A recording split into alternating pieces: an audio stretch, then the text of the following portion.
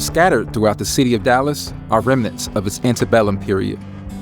Hidden in plain sight, they're reminders of a time when the city's elite built their wealth on the backs of the enslaved. To some, it's a blemish on Dallas's record, but it underscores another story, one of resilience, resourcefulness, and community. It's the story of Dallas's freed men and women and the legacy they went on to build. I don't understand how people feel like they can just take an eraser, just erase us out of the story. You know, we're an integral part of the story. We help make the story. You know, that's like leaving people out that you know were here. In order to survive the ridiculousness of Jim Crow apartheid, you have to have some kind of humor and joy and all these other things. How else do you survive that, right?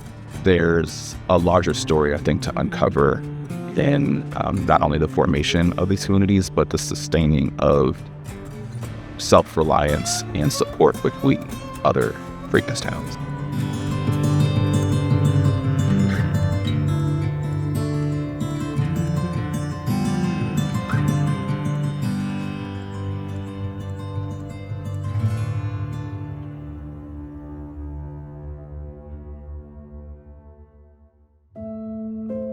This is my top hero, Miller. My dad's granddad, he was first generation born free. He's born 1867. So they'd been free 2 years when he was born. My name is Donald Payton, and I'm a member of the Miller family. We were owned by a man named William Brown Miller. My family built this mansion that we're sitting in back in 1855. Donald Payton's ancestors were enslaved at Millermore. The Plantation House is one of the few remaining fixtures from the Civil War period in Dallas. The house was built in what's now considered Oak Cliff and was relocated to Old City Park. I know that my great-great-grandfather cut down the wood to build this mansion. This is the parlor.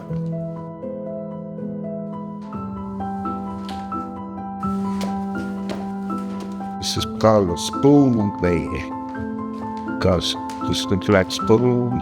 This is William Brown Miller boiler bed. William Brown Miller was one of the most prosperous cotton planters and slave owners in North Texas. His fortune in Millermore was built by the enslaved he brought with him to Dallas. The small log cabin was temporary housing for the white Millers as construction began on the big house. Once finished, Miller gave the cabin to one of his enslaved couples, Arch and Charlotte Miller.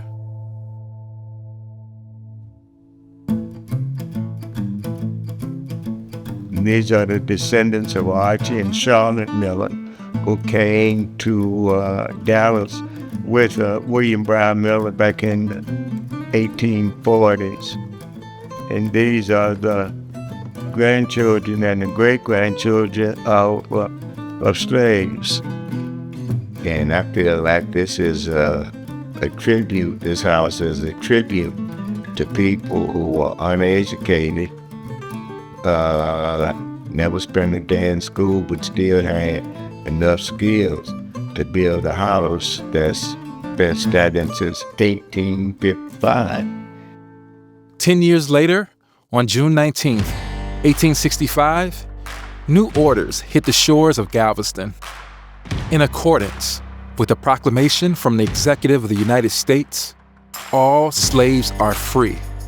The freedmen are advised to remain quietly at their present homes and work for wages. They are informed that they will not be allowed to collect at military posts and that they will not be supported in idleness either there or elsewhere. By order of Major General Granger. Stay where you are with the same people doing the same thing, but now you become employer and employee.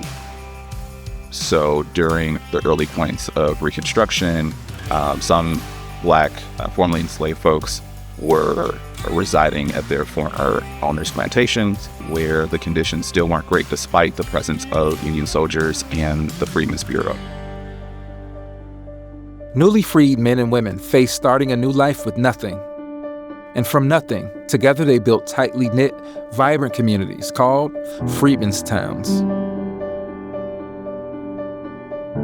The Freedmans Towns in Dallas, like Freedmans Towns all over Texas and other places, started after emancipation, some immediately after, some a few years after.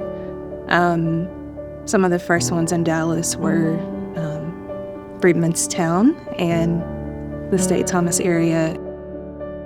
After emancipation, Freedmen's Towns were popping up across the United States. St. Thomas was one of the largest in the country, and it was thriving. That particular community formed right on the periphery of Dallas because there's a set of laws, there's vagrancy laws and ordinances and black codes that are put in place that basically says if you're found being idle, then you're basically put into slavery again. The towns were safe havens for black people.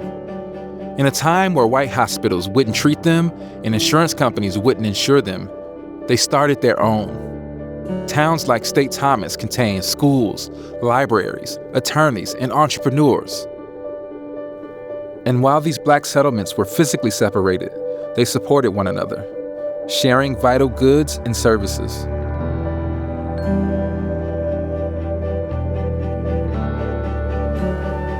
So really there's this connection between the different Freedmen's Towns within Dallas, but Texas and really this larger network of communities.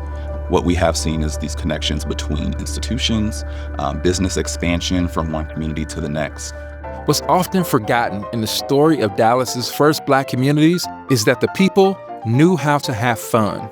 In the newspapers, it's like the social media at the time. There's a whole column in the papers every week about what the social clubs are doing.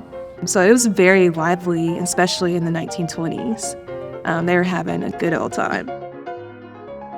So you see this very vibrant social life. You see a lot of businesses going on. This is up to the 1920s. 1920s, everything's really popping there. And St. Thomas. As travel options expanded and housing opportunities increased for black individuals, a ripple effect occurred. Freedmen's Towns in Dallas experienced a gradual erosion, with many residents either relocating or facing displacement, ultimately leading to the near erasure of these communities over time. One thing that did remain of St. Thomas was a sacred resting place for thousands of freed men and women who settled around the Dallas area. Donald did a tour of Black Dallas for us, for the kids. And so he took us to the cemetery and went and found these two, or might have been 3 headstones that were still there. And again, I was just blown away because it's this big empty field with no marking or anything at that time. But again, I was just blown away that this was a cemetery beside Central Expressway. Then I was also taken aback when they started widening Central Expressway and discovered all those bodies. Freedman Cemetery, perhaps the most unrestful resting place in Dallas-Fort Worth, maybe even the state. 3 times in its 130-year history, someone has disturbed this burial ground for slaves. As early as the 1930s, parts of the cemetery and a thriving black community were being destroyed by eminent domain for railroads. By 1952, Central Expressway, like in other cities across the U.S., had unceremoniously paved over black homes, businesses, and even the sacred resting place of thousands. They realized what they were doing, but by that time, there may or may not have been anybody there or around to stop them. They figured there'd be 150 graves and they'd end up moving 50 of them. They couldn't have been more wrong. It's estimated that around 7,000 people are buried in Freedman Cemetery, one of the largest in the country. What ensued after the discovery of the desiccated graves of Freedman Cemetery was an 11-year uphill battle to exhume, study, and memorialize the remains. Today, a sprawling monument overlooks I-75, honoring the men and women buried at Freedman Cemetery. A warrior and a prophetess stand at the entrance. Their clothing is inspired by that of the Benin culture of West Africa. On the opposite side of the granite wall, two other figures sunken into the walls appear chained and bound, representing the souls who were forced into slavery. And through the archway at the center of the park, a freed couple embrace. They bear the scars of enslavement. It's one of the last remnants of what was State Thomas. The resilience of those who built Freedmans Towns, like State Thomas, carried on. It became the bedrock on which future generations would stand, a strength seen time and time again as their fight for equality continued on for decades to come.